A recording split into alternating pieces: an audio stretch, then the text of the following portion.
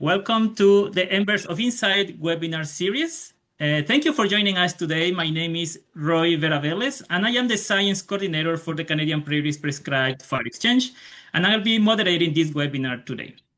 So just a reminder to everyone that this webinar will be recorded and posted on our YouTube channels.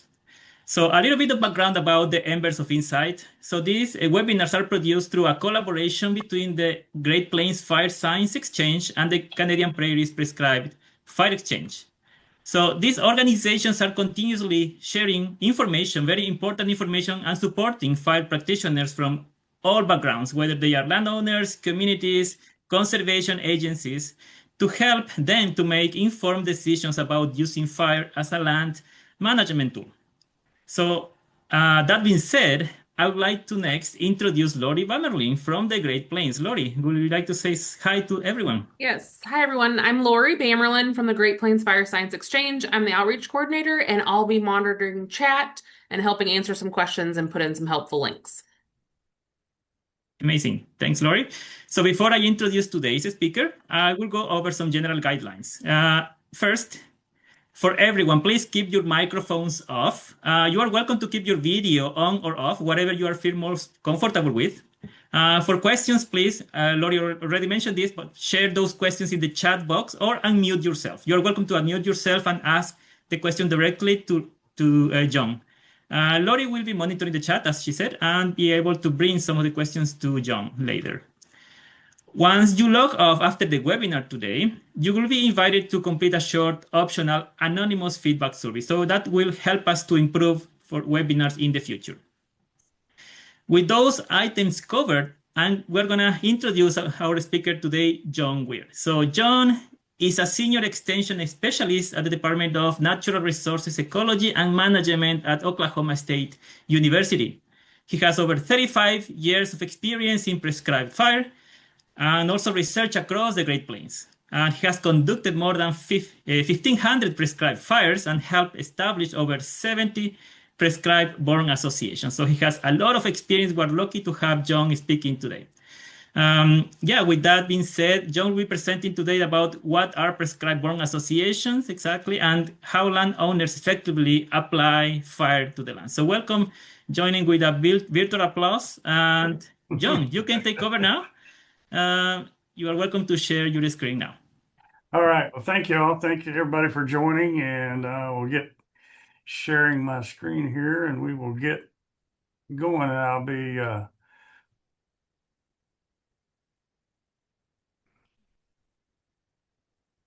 glad to answer any questions or anything as people have. So everybody see that all right? Yep. All right. Yeah. So again, they asked me to talk about prescribed burn associations. Have a lot of experience with forming prescribed burn associations and working with them. Started working with them in 1997. We formed our first one then back at that time. And again, since then, I've helped form quite a few. Actually, the newest one was just last Saturday. I helped form one in Southeast Oklahoma. So get a lot of work with them and getting to see that. So what I want to do is kind of go over today is talk about, what really is a burn association, what are the hurdles, what things are going on, and again, what makes the prescribed burn association model work with doing that. And really and truly, probably what it does is what it says at the bottom of the screen there, and that's neighbors helping neighbors. That's what makes PBA model work and to get that done. And that's really and truly what it really is just the old-fashioned neighbor helping neighbor model and getting that going. It's just with fire and doing that. So, so with that, if you look at it, and talking to people, and again, this is talking to people all across the U.S., but also, again, I've visited Canada and got to visit with people up there, and we got to, imagine that we all have the same problems, the same issues and things that. So if you look at it, there's four main reasons why most people don't burn. And number one is liability, pretty much, and that's nationwide. As you look at it, and it's that fear of liability. They think that you're going to get sued, you're going to lose the ranch, and that kind of stuff. Secondly, is most people again don't think they just don't have enough knowledge or experience with fire. And again, that's just human nature. We're kind of shy, or we're kind of wary of the unknown. We just don't know for sure how to do it. We're not sure about the impacts of fire and really enough about it. And so that's one of the big second ones. And then you go into, I'd like to burn, but I don't have enough people to help. A lot of times the kids have moved away. There's not as many folks out here on the land as there used to be, enough people to help. And within that same token, I just don't have enough equipment and to get that done. And I want it to be a safe burn and get all that stuff done. So the question gets to be then is, how do you overcome these obstacles? There are a few ways to overcome liability. The biggest way to over that, unfortunately, that most people use is that they use what's called risk avoidance. They just avoid it altogether and don't burn. Well, that don't solve any problems. So, how can you do it? Well, one way is insurance, possibly. Here in the U.S., that most farm and ranch liability insurance policies do cover damages from escape fires. So that's one of those things. Again, I encourage everybody to talk to their agent, read their policy to understand that, to see exactly to what extent there is coverage and things like that with it. To gain knowledge and experience, you can attend workshops and different things. Sometimes there's plenty of those around, but again, just sitting listening to people talk and stuff, it's kind of difficult to really get that knowledge. Most of the time, most of us, we're hands-on learners, and so the more that we could get out and actually burn, we can learn a whole lot more. But to do that, and to address the labor issues, yeah, we can hire people to help us. But again, when you go to hire people, how much experience with fire do they have? You're hiring somebody to help, but again, they may have just as much experience with fire as you do, which is very limited. And doing that, and that just doesn't really seem to help, do that. And then, the equipment issue is, yeah, we can go out and buy equipment. But as you start to buy equipment, you're like, man, this is getting expensive. I thought burning was economical and, feasible within that. This equipment's getting expensive.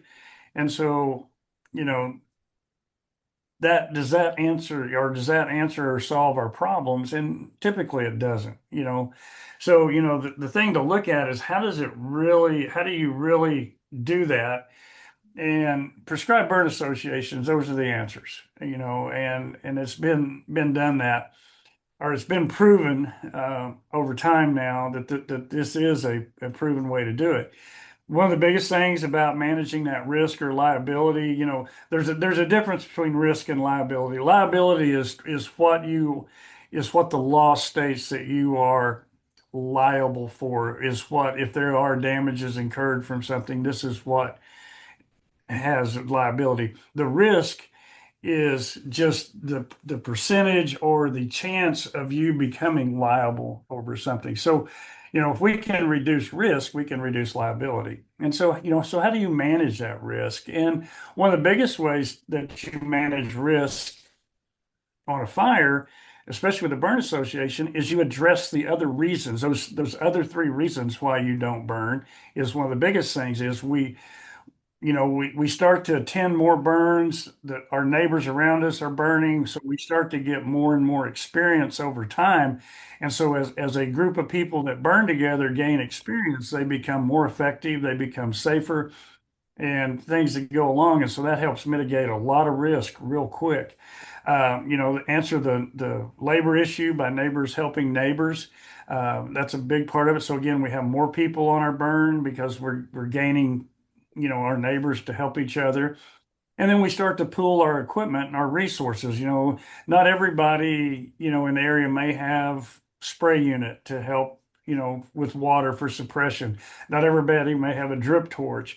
Not everybody may have a way to make a good fire break or something that within that.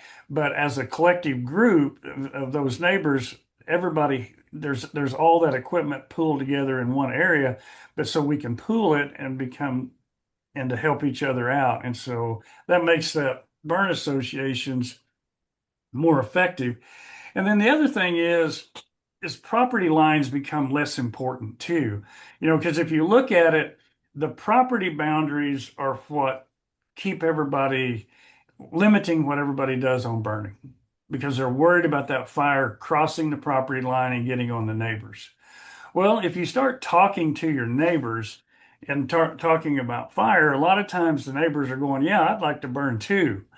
And so if you can pool larger tracts of land You together, doing anything, Jasper? hello? Yep. You can pool more blocks of land together. It makes them safer. Larger burns are safer and easier to conduct than small ones.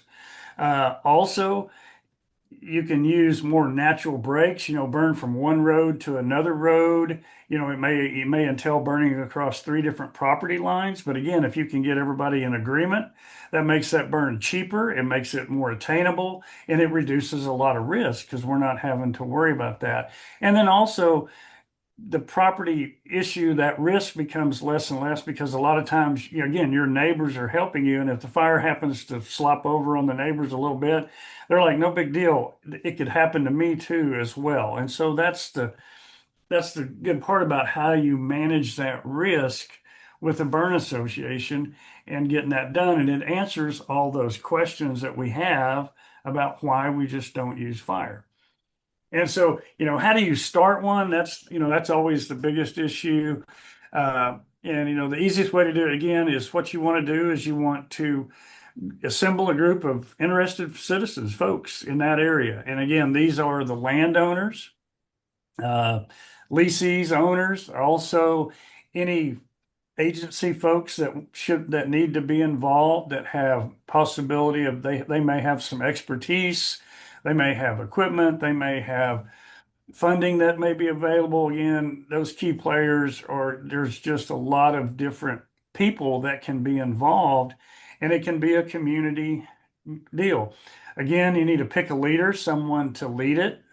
Typically, what we see is that most of the time it's landowners. It needs to be landowner led because this is up to them. And doing that, and then the next thing to do is to set some goals and set an area to work in. Again, down here in the States, a lot of times we go by counties, and so a lot of the burn associations are set up by a county or that, kind of that little area within that, or a multiple counties, trying to get them down to, a manageable size.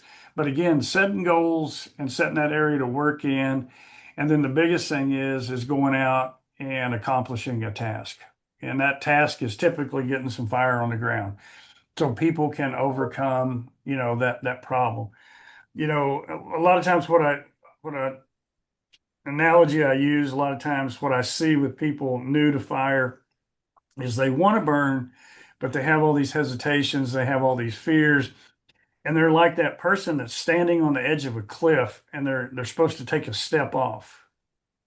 And to them, that next step looks like it's a long ways down there and it's really going to hurt.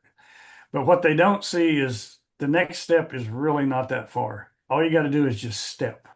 And so that's a big thing to do, is to get that and to get out there and accomplish that task and get things done. And it makes a big difference on getting that done within that.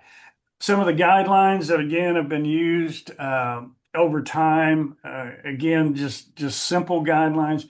And that's the thing that I want to emphasize too, is there is no set rules. There's no set guidelines. There's no set anything on how a burn association functions. What I always tell people is do what makes it best for your community. For example, I've got burn associations here in Oklahoma that I've worked with that are very stickler. They have a lot of they have a lot of paperwork they've gone through with. They have a lot of written guidelines, and they follow their guidelines and do that, and that's fine. It works for them and get them done. I have other burn associations that have no written guidelines. They have nothing. I don't think they have anything written down on paper. It's just kind of a verbal agreement with everybody that does that. And I think if you made them write something down, they'd quit because it's just not for them. But that's what works. And these guys get a lot of stuff burned. They do a lot of good work, and man, just get after it. And so that's the thing. There's no set way. There's no set guidelines. Do what works best for the people in your PBA and your community to get things done. That's the biggest thing. And again, it shouldn't be a regimented thing. People should feel comfortable and feel free to work with it. But again, you want to make sure that people are safe and that the fires are safely conducted. So that's where your trade-off is. But going back to these guidelines, these are just some simple guidelines that we started out with years ago. Again, you may want to elect officers. Just a simple president, vice president, secretary, and or treasurer. Uh, some people have elected to go with a kind of a board of directors type of that if multiple counties or areas may be involved, so that way everybody feels that there's equal representation within that. It just depends. Again, it depends on, what you feel comfortable with, what people are used to, and what they would like to see. There's also, again, most all PBAs have dues that are collected annually. They're anywhere from $25 to $50, and I think even there may be some that are up to $100 a year. And again, this money goes into the PBA account, and that's used to help maintain equipment that the PBA may have. They use it to pay for annual meetings, to buy, if they have an annual meeting, may buy a meal for everybody that's attending. So again, it's used for PBA type stuff and to do that. Typically, most of the PBAs have some type of annual meeting. A lot of times they usually do it right before the burn season kicks off, so everybody can get together, get reacquainted, also bring in their the burns that they have planned for the next year so they can get a list together and see what they've got to do and what they're trying to get done, and everybody can visit with that. They require all PBAs, most all of them require that a burn plan be written for every burn unit that they're doing. Here in Oklahoma, we don't have our laws. We don't have to have written fire plans or anything. Kansas is that way. A lot of states don't have to have written fire plans. It's not a law, but they do, just kind of require it as the guidelines for the Burn Association. Again, that just helps show due diligence and show the thought process. Again, as for the liability issue, liability still rests on the landowner. It's their property, it's their fire. They're the one receiving the benefit of the action. The Burn Association is not there to conduct the burn. They're not a contract association, anything like that.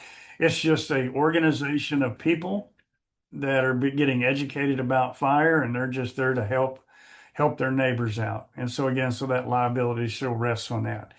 Again, every burn unit should have adequate fire breaks. And again, it's up to the landowner to prepare those or get them prepared, whatever they need to do. Also, it's good to possibly have a guideline that says we're going to have a certain number of personnel on each burn to be considered a PBA burn. This is our PBA. We have to have at least 3 people or 4 people on a burn to be considered a PBA burn. That way, it just keeps somebody from saying, "Hey, I'm a member of the PBA," and they go out and strike a match and walk off and leave it, and it causes problems. And they go, "Oh, well, that guy's a PBA member." No, that was not a PBA burn. They were not following what our guidelines are about and about what we do. It's also good to maybe maintain an equipment list of equipment that the Burn Association has, and then what might be available from that other people may have. And some people may, if they can't make the burn to help, they'll be glad to loan it out so somebody can go pick it up, things like that. And then the final thing is some kind of burn participation. We thought about this a long time ago, and we really not had a lot of problems with it. But our thoughts were that what about those people that may want to join the PBA, get their property burned, and then you never see them again? They kind of take advantage of that, of this system and this model. But typically, we don't see that. Most people that join are in for it for the long haul and the biggest part of it. There's a few, but again, looking at it a lot of times is, hey, before we ever burn your place, you need to come at least attend one or two burns so you can know what's going on, see what's going on. And a lot of times that's a good thing. Now, starting out, that's always a lot of times difficult because nobody's had any burn experience. So, you'll have to kind of waive that kind of stuff at first. But again, you just have to work around things as they show up and as things go on. As for goals and objectives, again, one of the burn associations in Texas wrote these years ago, and everybody just kind of uses the same ones. They're great. They did a great job writing them. And, that's the goals and objective are we're out here to share equipment, to share labor, to train the membership. And the big thing is, you want to foster good relations between neighbors within the community in regards to the use of prescribed fire, and that's a big part of it. Again, you're getting fire and you're getting the benefit as an individual on your land, but also there are benefits within the community that these fires provide. And again, also it's something that the community sees and sees what's going on, and it can make a huge difference within that community and stuff, especially teaching people and learning people on, educating them on, the importance of fire and the benefits that you can see of fire within that community of what you've got on that. Again, as you form, a group, an organization, a lot of times too, there's funding, there's grants, there's opportunity for money out there. Whereas an individual, as an individual landowner, you would not be privy to any kind of this stuff. But as a group, an organized group, a lot of times the agencies and NGOs and different things that are out there are looking for ways to benefit, to manage habitat, or to do things, and they can see that. And here, what we've seen is the NRCS, Natural Resource Conservation Service, have been a great partner, providing grants and funding for stuff. Our state wildlife department has been a big benefactor to our burn associations here, conservation districts, the National Wild Turkey Federation, Pheasants Forever, Quail Forever are huge supporters of prescribed fire.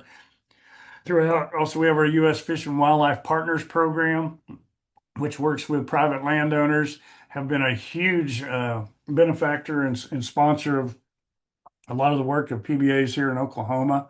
The Nature Conservancy has also been a big part. There's a lot of others that are out there on doing that. And so again, that funding can go to help for equipment and parts of it. One of the biggest things that I see as a benefit to burn associations is to get just a little bit of equipment in their hands so that they've got some good equipment to start working with. And that goes a long ways just to jumpstart and to get things going. That way they're not having to sit there and try to figure out where they're going to get this equipment from and do that.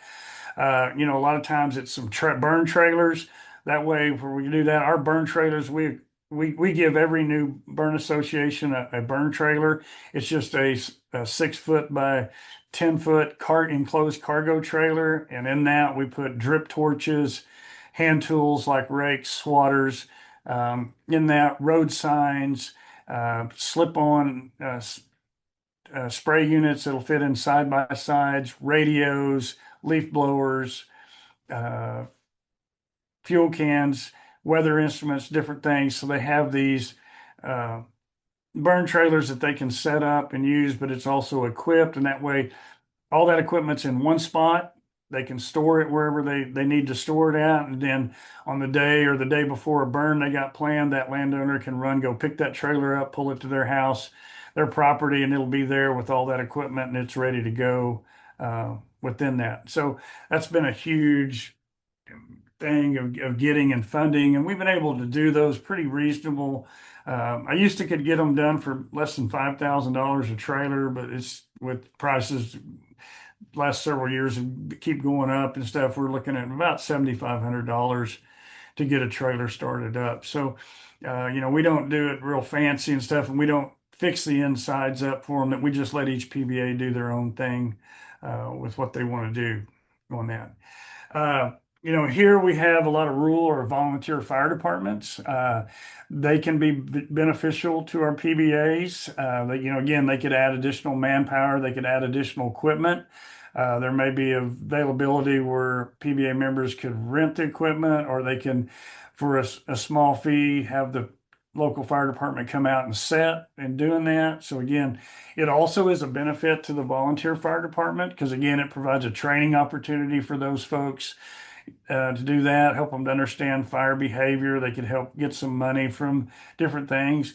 But we also have some of the fire departments that don't like fire. They don't like PBAs. They don't like people setting fires. And so you have kind of a love-hate relationship. And we have it all the way to where we have volunteer fire departments that are very active and help all the PBAs. And actually here in Oklahoma, I have two PBAs that their presidents are actually the fire chief of their local fire department as well. So again, they pull double duty and they see the benefits of that. So it's just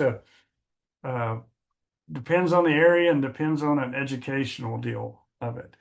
The other thing is what a PBA does is it gives you strength in numbers. And that strength in numbers can change policy. It can possibly change law. Also, it can be a political benefit of what goes on. One of the examples of that would be I have a burn association in Western Oklahoma, and I was visiting with some members a few years back. We have here in Oklahoma, our county commissioners, people that are maintaining infrastructure within the county, they can put burn bans on. And this one burn association member was telling me, he said, yeah, if you'll watch our county, he said, we never have a burn ban. And I said, why is that? He said, well, they understand that fire is important and we need to burn. So he said, they won't enact it. And he said, plus, if they do, we'll find some new county commissioners, we'll vote them out. Because again, they have that political clout, they've got that strength in numbers that they can do. Also, again, it's an economic benefit, as just as I mentioned with the grants and things that are going on. And then the big thing is it's that risk management. You're managing that risk by helping each other burn and to do that and putting fire on the ground. The other thing too is, again, hopefully, you're helping to train future generations in the safe use of fire and that application of it, getting the kids out there to help. Again, that's important, because if that would have been going on years ago, I wouldn't be here talking to you now because everybody would understand what fire is, what the importance of it is, and would be doing it. And so we've lost that. We've lost that culture, and it's a generational gaps. And so we need to get that back, and that's a big part of it. If you look at it currently, again, prescribed burn associations, like I said, they're growing. The first one started in the late 90s. And then we would go to 2024. The latest number, these numbers are they're already behind.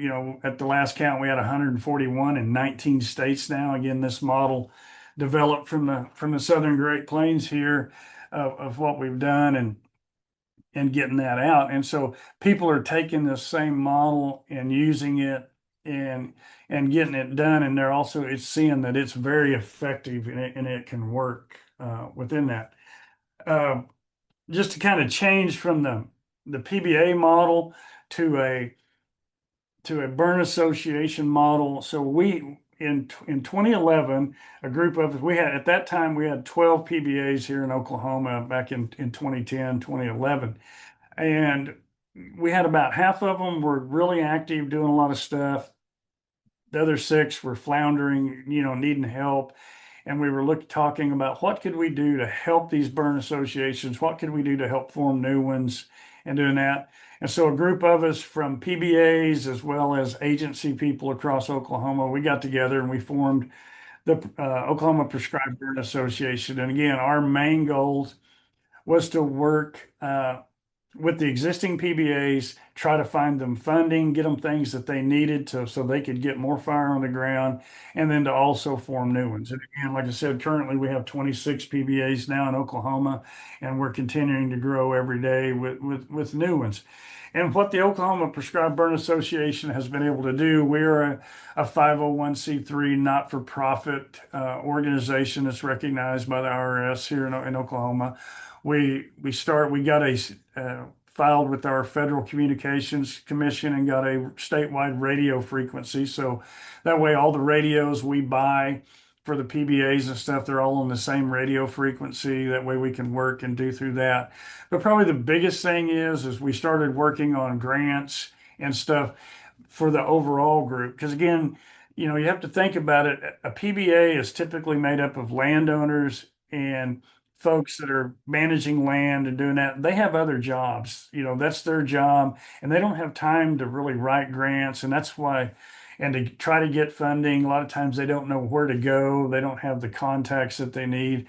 And that's what we thought with the OPBA, we could do that. And it's worked. It's been a great model. And since 2012, we've received over $1.6 million in grants and contributions to help assist our burn associations. And 88% of this has been used for buying equipment or helping to pay coordinators that we started back in 2018 to help the burn associations even more. Again, our equipment, we set up those cargo trailers, buy other equipment as things need. We buy spray units. One of the biggest things we've done, I think we bought over 50 side-by-side 60-gallon spray units for that and distribute them to all the different burn associations around, so that they got, at least got a little bit of decent equipment that they can work with, and they can keep adding to it and things like that.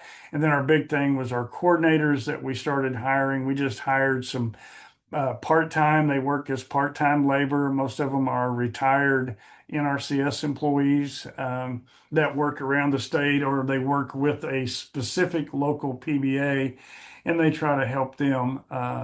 And just a little bit about the coordinators, who they are. They're just, like I said, they're part-time. We have 5 of them that we call kind of regional. They work with multiple different PBAs across the state. We have 4 of them that work just with the specific PBA that they're involved with. Since 2018, they've worked over 5,200 hours and drove over 92,000 miles. They've had over 1,200 total activities, and these activities would be site visits. They go out and help PBA members. They look at the land, help them to come up with a burn plan, what kind of fire breaks that are needed, talk to them with that. They also go out and help them burn. They attend meetings. They provide trainings within that. Again, they've worked with all the different PBAs. They've had over 973 PBA contacts. Since then, they've wrote over 114,000 acres worth of burn plans and assisted with almost 550 burns on almost 80,000 acres, and provided a lot of training events. And they also help get a lot of the landowner assistance programs that NRCS and other folks have, get those on the ground and get those projects and contracts all done up for those people. So again, they've been a big plus of getting things on the ground and helping new PBAs by providing people that have good experience and stuff to help them get out there and do that.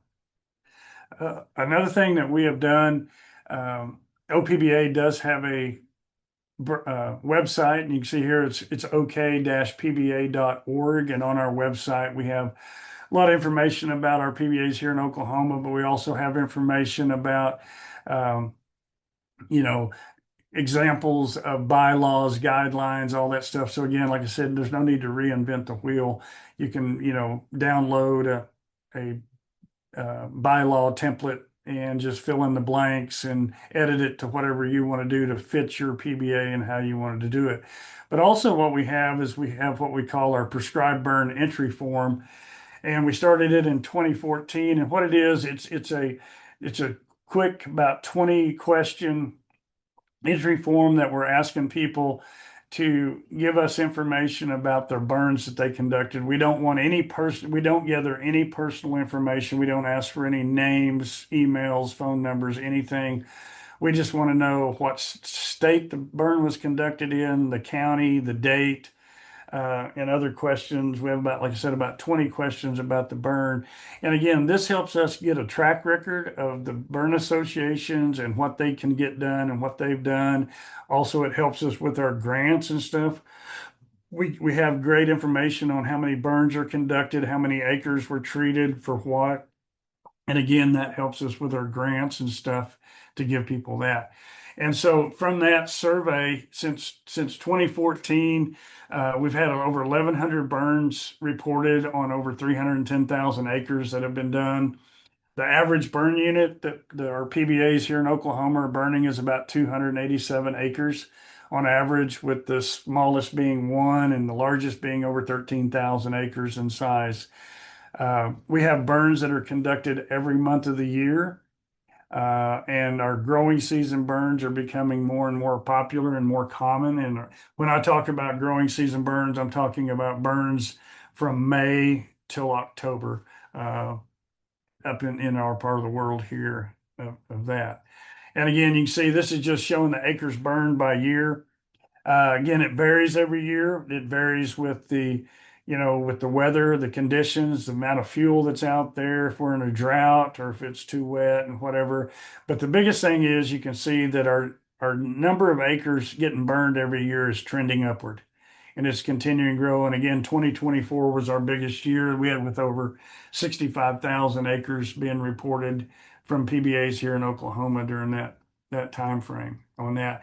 Again, this just shows again our number of burns that are conducted. Again, it varies just like the acres do, but you can see we're getting a lot of burns and a lot of activity and stuff as it goes, doing that. And our average burn unit size is also getting larger, slightly over the time.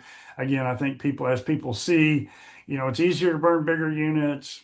People are starting pool land together to burn together to make burn units larger. So again, that's a lot of good stuff. And this is our burn activity by month. So we're seeing burning here, every month of the year. But again, our typical late winter, spring is our typical burn season, but that has been traditional within that. And you can see again, that's when February, March, and April, when most of our burns are being conducted and getting things done. But again, it's great to see that people are burning year round and getting those burns conducted. Because again, if you limit yourself to just a certain time of year that you're going to burn, you're not ever going to get everything done. You've got to be able to spread that burn season out and take advantage of other weather windows and other times of the year when you can get fire on the ground and get it done effectively on doing that. As I said, our growing season burns are getting more popular. Again, we're seeing that. Overall over the past 10 years, we're about 16% of all the burns are doing that. But you can see that by year, it's getting more and more, over 20% by year of what we can see and what we do. So that's a big part of it. Other things questions we ask is like how many people were on the burn and doing that. And what's really great is to see, our average crew size is 8.6, with 2 to 22 people being the range of that. The coolest thing is over that time period, there's been over 7,000 people participate in PBA burns. And so that's a huge impact of showing that there's a lot of people out there working and doing that. Our average crew size is staying about the same, around that 8-9 people on average of doing that. PBAs are increasing, we're seeing that. And so that's a great thing to see, and especially that many people working on that. Also, one of the questions we ask is again, why are you burning? You got to have a reason why you're burning. Here in our part of the world, Eastern red cedar control is our biggest thing. We're trying to control cedars. We're also trying to control other woody plants. And you can see that's 79 to 73% of all the burns that we do. Again, you may look at that and say, well, them all total over 100. Yeah, because again, you can burn for more than one reason, and everybody's burning for more than one reason. on doing that. Livestock production is still one of the leading, reasons that we're burning for doing that, but catching up really close behind it anymore is wildlife habitat. Also, people are seeing the benefit and putting that down is wildfire control, is we're going to manage wildfires with our prescribed fires, and that's a big part of it. And then training is listed as 33%, and that should be 100. Every burn is a training burn, no matter how many burns you've been on, but every burn's a training burn. Everybody should be learning from it. But again, we're seeing that as a huge part of it. Also, we ask people again what kind of conditions we're burning under. We're burning where it ranges from 106 degrees and 7% humidity and 35-mile-an-hour winds. That's the biggest range. And people look at that and say, oh my gosh, you can't do that. Well, no, you can't really burn under those conditions, but that's the extreme of all the range. And you can see our maximum minimum average temperature, we're burning between 69 and 56 degrees, humidities between 55 and 36, and winds between 13 and 6 miles an hour. On that, they're picking great conditions to burn under.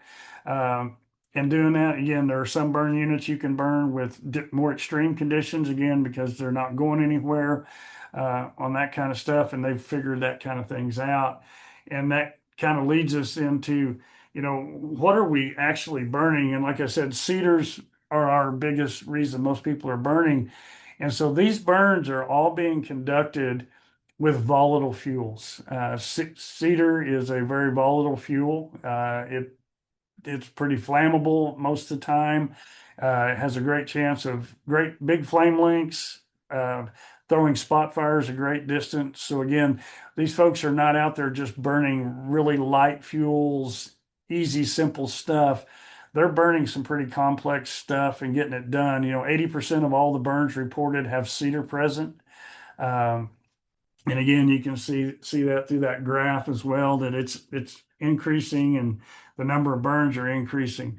But even with that, what really does it is the safety record. And so we ask everybody, was there a spot fire on the burn that you conducted? And a spot fire is defined in the question as any fire that left the burn unit, no matter what the cause, but you were able to extinguish it with the equipment and people on site. And then we also asked the question, was there an escaped fire? An escaped fire is any fire that leaves the burn unit, no matter what the cause, but they had to call for assistance to help put it out. So they had to call local fire departments to come help put it out. You can see our spot fire record's about 16%. So, 1 out of every 6 burns that gets conducted, there's going to be a spot fire. That's just part of burning, if you look at it. If you look at other records, most of them's up around 20% are spot fires by year. They're trending upward to a point, but why are they trending upward? It's because we're conducting more burns. The more burns you conduct, the more chances that there are going to be spot fires. But the deal is, remember, those are spot fires. Those are fires that get out of the unit, but they're handled by the people that are on site. It's just like riding a bicycle when you were a kid. The more you ride a bicycle, the more chance you are going to fall off. But you hop right back on and you keep going. The escape fires is what's great. Down to over the last 10-year period, it's 3%. Here in the last couple of years, you can see from the graph, it's down to 1% of all the fires that are being conducted. We have a chance of having an escape. And like I said, an escape is where they had to call for assistance to come help extinguish that. Again, that's trending way down. Again, we're burning more acres, we're conducting more burns, but we're seeing less and less escape fires. And again, 80% of all these burns have volatile fuels on them. So again, they're able to burn in some pretty extreme conditions with some pretty extreme fuels, and they're burning very safely and they're burning very effectively. If you look at it on that safety record, why are spot fires trending the way they are? Especially the escapes.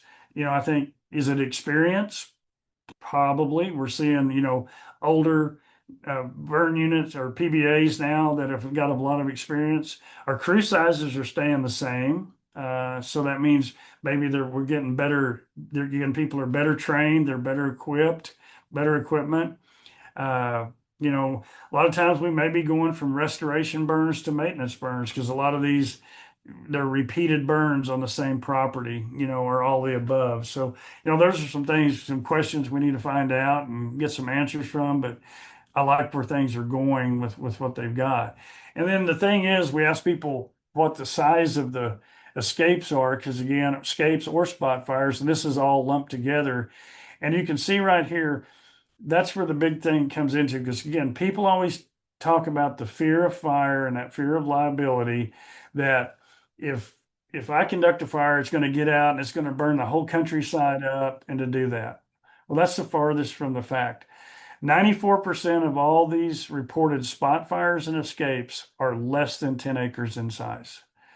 And we've only had 2% that were greater than 100 acres. None reported that were over 1,000 acres with any deal on that. So again, I think that shows a great safety record, and again, helps to bust those myths that liability, that the fire's going to get out and burn up the whole countryside. It just isn't there. Again, you can see 70% or 69% of all of them are less than 1/10 of an acre. And that 1/10 of an acre is probably the size of a dinner table or smaller, is what the majority of them are. And so, that kind of stuff is important to get and important to have. Again, if you want to look at even more, we ask, was there any kind of insurance claims made against that? Over that time period, there have only been 4 burns reported that had any kind of insurance claims made against them, and there was also no large sum of money that we're not talking about multi-million-dollar lawsuits or insurance claims or anything like that. They were limited. One of them was actually, I know what one of them was some folks forgot that there was a telephone line junction box in the ditch, and they burned it up and melted all the wiring, and the telephone company sent them a bill for like $6,000, and they turned it over to their insurance on that. There have been 0 lawsuits filed against any PBA here in Oklahoma or against any burn that they've done. We also manage our smoke very well. We've had very little smoke issues or claims on or no claims on smoke or lawsuits or anything like that. Again, they're burning next to highways, they're burning next to towns and doing that. And they're doing a great job of managing their smoke and getting things done safely and effectively. And again, they can show that. And so, what has and what can a PBA accomplish? And again, what they do is they show that private landowners can and do effectively and safely burn and manage their land. That's a big part of it. The other thing is, again, they're showing that fire is not that liability risk that everybody thinks it is. That we've got a lot of that information and stuff out there that we like to share and to show people that, hey, it's not what you think it is. It's not going to turn into a big wildfire, because again, we pick the day, we pick the condition on what we can do and when we do it. And we got to remember, again, that fire should be an important part of all the management decisions that we make in doing that. And I'm a strong believer, you cannot have a grassland, a prairie, or even a forest without fire, because your grassland, rangeland, or prairie is going to become a woodland. That's what it's striving to be without fire. And a forest is going to be overran and overtaken by other things without fire. And so again, it's important to have that and to be able to do that big part of it within that. And so with that, that's kind of what I have. I guess I'll be glad to answer questions, have any kind of discussion with folks for sure. Yeah, there's no questions in the chat. So, okay, first of all, I guess thank you, John, for that. There's no questions in chat, so if people want to unmute and ask a question, that'd be great.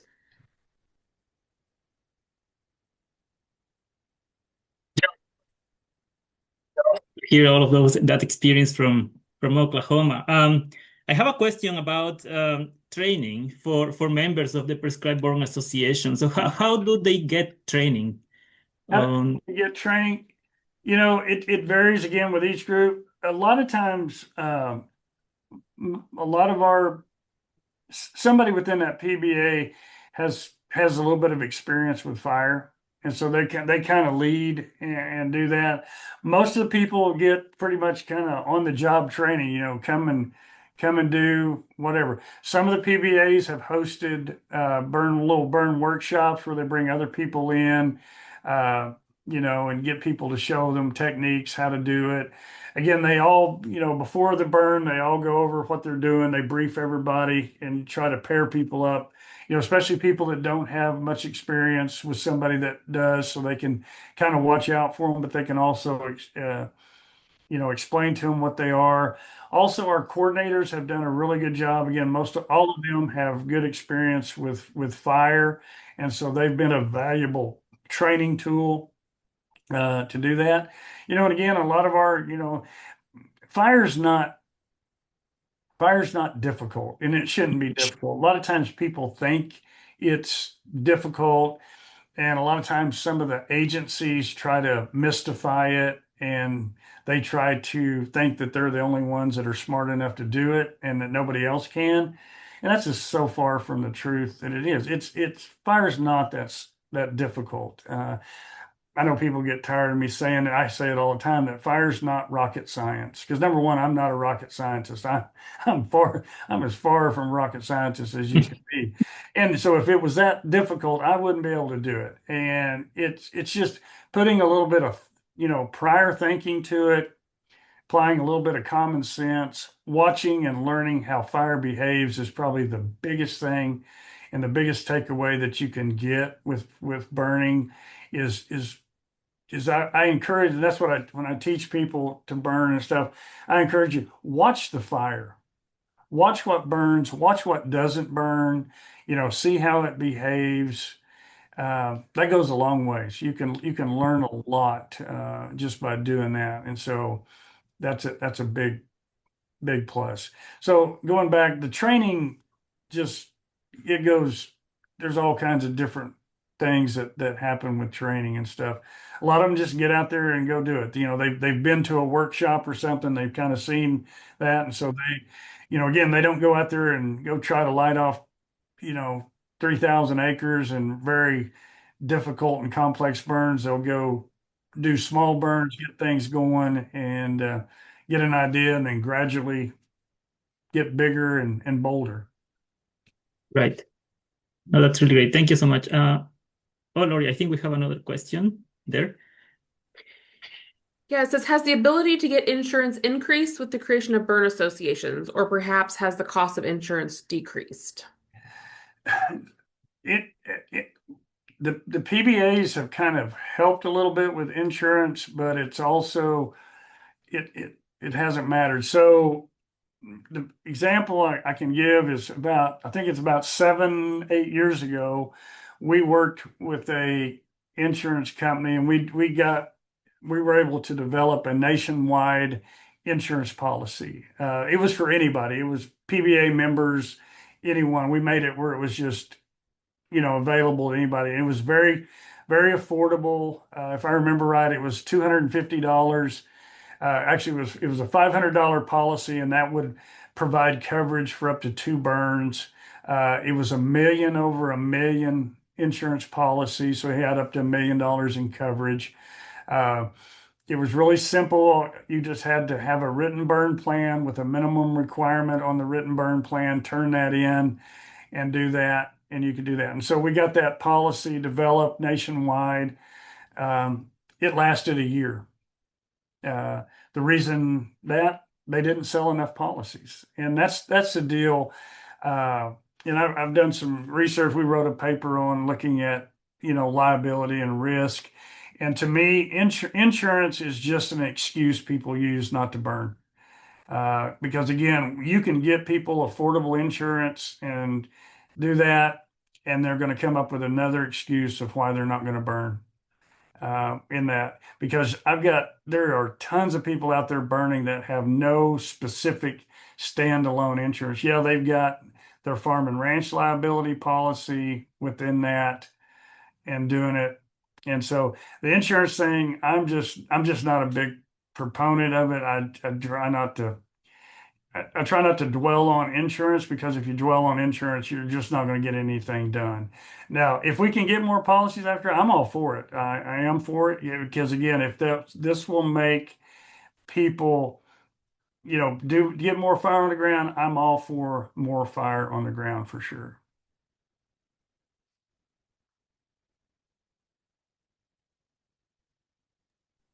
What is a typical membership size of a local PBA in Oklahoma? Do they typically expand and grow in size over time? Yep.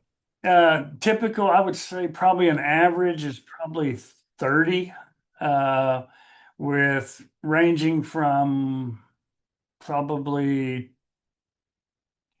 25 to, I think we've got some that are close to 75 people or so.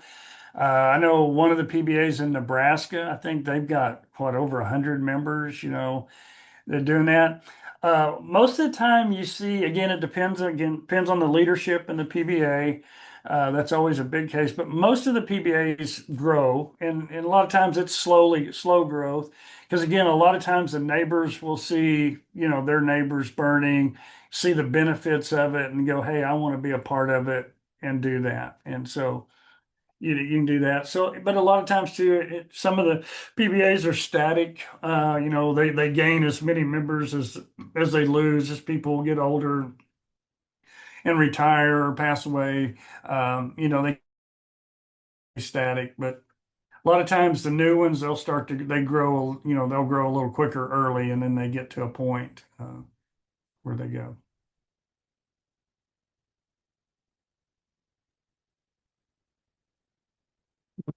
I don't see any other questions, Lori, in the chat. Anybody else have? Oh, we have one question in the participants. Hey there, John. I was just curious if there's any good handouts you thought would be beneficial at a first time meeting, as I'm trying to bring together some people in the community that are interested in fire. Are there any handouts you think that would be good for them to see that first time they sit down? Yeah, Casey, good to hear from you. Yeah, we've got several from Oklahoma State here from our extension on PBAs. That's got a good thing that lists a lot of the stuff I talked about. Within that, there's a couple of really good ones on the Great Plains Fire Science Exchange about PBAs as well, and just also any fact sheets or information that can provide benefits of fire. Why you're burning, what you can do.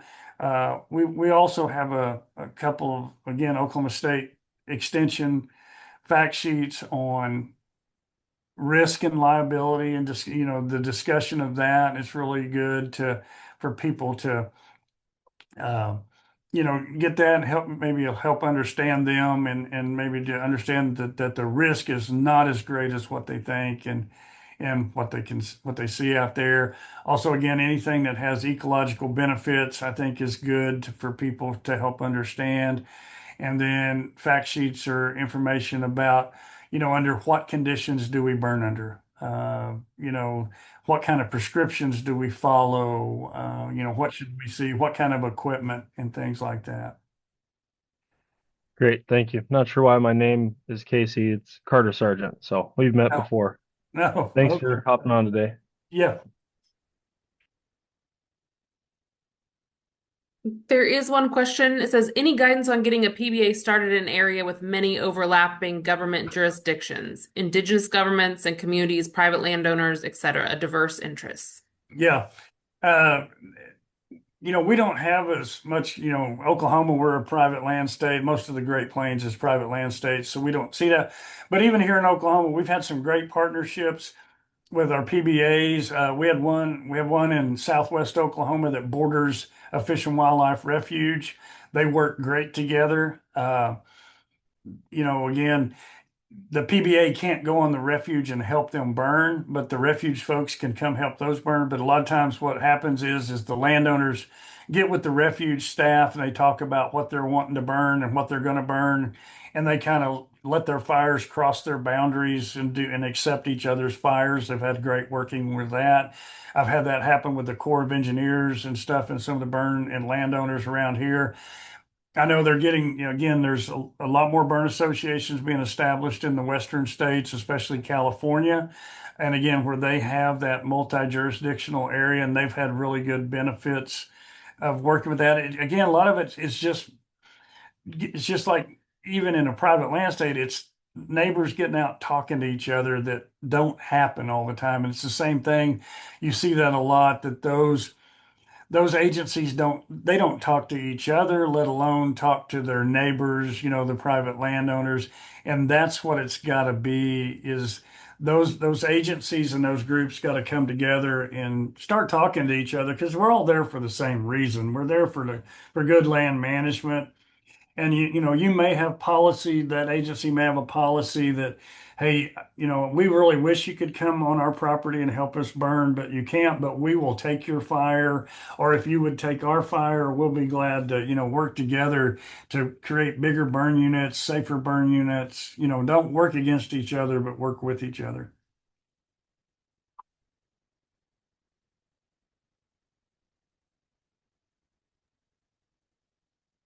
I don't see more questions there. Any last minute question from the participants?